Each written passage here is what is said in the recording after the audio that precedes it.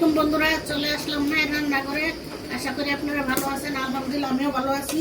আজকে রান্না করব পাবদা মাছ দিয়া দুন্দুল দিয়ে আলু দিয়ে একটা তরকারি পাক করব। দেখেন কিভাবে করি। আগে মাছটা ভেজে নিব, তেল টুক দিয়ে রাখছি। মাছটা দিয়ে দিলাম।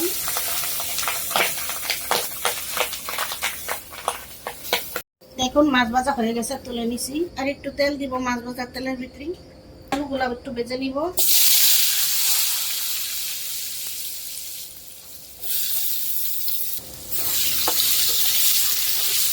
আলুগুলো একটু ভাজা হোক।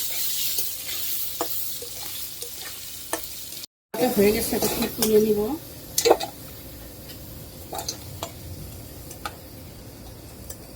দিয়ে দিব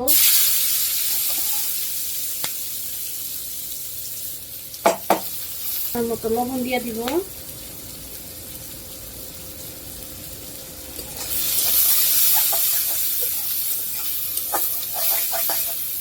পেঁয়াজটা ভেজে নিব, ভাজা হোক। পেঁয়াজ ভাজা হয়ে গেছে, একটু পানি দিব মশলা কষানোর জন্য। 1 চামচের মতো আদা রসুন বাটা দিয়ে দিলাম। 1 চামচ হলুদের ফাঁকি, 1 চামচ মরিচের ফাঁকি, 1 চামচ দইনার ফাঁকি। আর কিছু দিব না, জিরা টিরা দিব না। মশলাটা কষানো হোক। আলু দিয়ে দিলাম।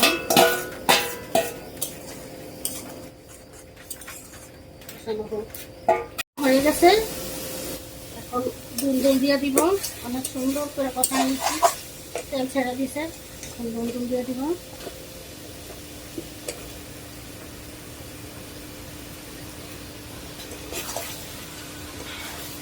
আগেই ডাকবো না, বেশি থেকে পানি উঠবে।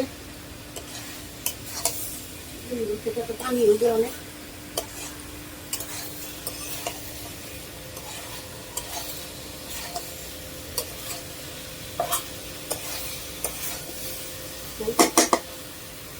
একটু জল দিয়ে দিব। 5 মিনিট সামান্য বলান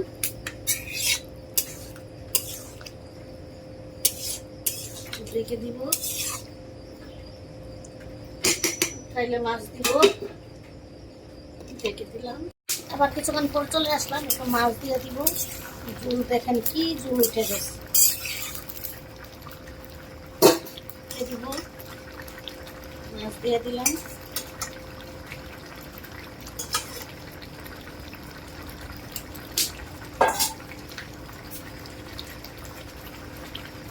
আবার একটু ঢেকে দিব। এই হয়ে গেছে, এখন নামাই নিব।